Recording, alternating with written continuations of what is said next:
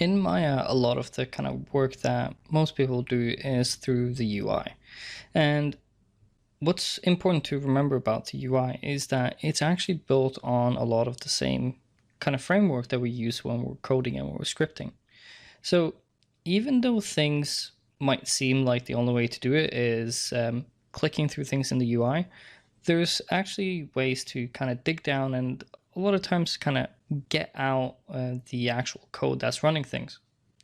For example, what happens when you click on different items around in Maya? For instance, like the turning on these different buttons here, turning on the anti-aliasing, all these kind of different things is you might know how to do that. You might know where you can figure these out. But if you don't know, it will be a bit tricky to figure out these things.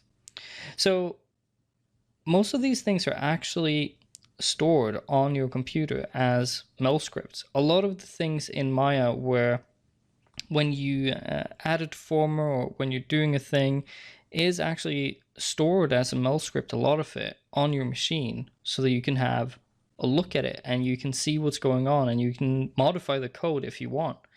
So let's have a quick look at, for instance, how we could figure out the code to turn on and off. Let's just add in a thing here. So how we could, let's just say, turn on and off the anti-aliasing.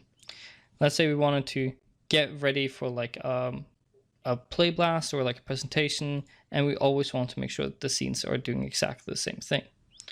So first off, what I would always do anytime that I'm trying to look at something is, of course, I'll go to the script editor, I'll clear it, and I'll click it and see if anything's happened. I will undo it as well sometimes, because that's usually where things will pop up.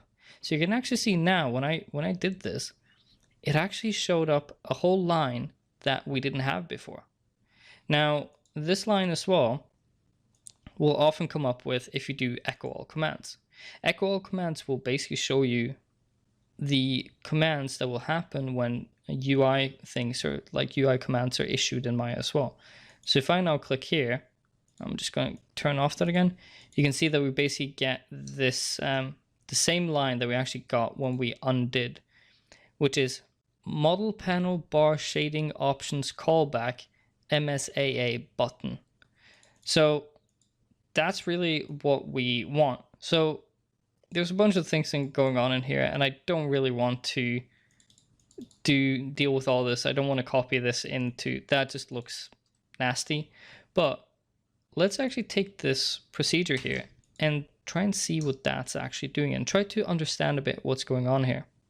So one thing to know is that in your Maya install, there is a folder that's called scripts. So under your default like C, program files, Autodesk, Maya 2020 scripts, there's a lot of things saved. Now I will open up this in PyCharm just because PyCharm has a really good search through a large folder feature that I quite like. You can use whatever you want, but in PyCharm I would just do Control-Shift-F and I can now search through this whole folder. So if I now paste in that model bar shading thing, you can actually see now that we find a global proc, basically a function, but it's in Mel, of course, because it's Maya. So we can actually now go in that and see what it's actually doing here. So we can see that if I can just, sorry, that doesn't seem to be, I'm going to find how I can just scroll it. If I can just find my editor, wheel, there we go. So I'm just gonna get this a bit bigger. I'm going to open up this here. So what can we see? Well, this is the function that's responsible for doing it. And if we remember what we had in here, we can see here that it says MSAA button. And if we look here, basically what this is taking in, it's taking in a button name, and then it's taking in a model editor, and then the parent of that. So let's just see what's happening here. So there's a bunch of if statements here where different things are happening. and different things are being enabled. So we can actually see here that the MSAA button is running this thing. So it's actually setting a hardware global, the hardware rendering globals, and it's setting the multi-sample enable, and then it's querying a value. So it's just checking what that value is. So, let's just copy this and see what we can actually do with this. Again, this is Mel, so I'm just going to paste it in Mel for now. I'm sorry if this will burn your eyes. So let me just, so I'm assuming what this will do, it will query a value. So where normally if you're going to enable something, it's going to be 0, 1. So let me just try 0, because we now have it enabled. So if I run that, what do you know? We can now turn on and off that. So that's one way of looking at this a bit, where you can start to now have a lot of these things where you can go in and say like, oh, I want to turn on motion blur. You can find that. And just to not make everything very nice here, let's just rewrite this in Python. So I'll just put this into a string, comma, and then I'll set this to 0, and it still works.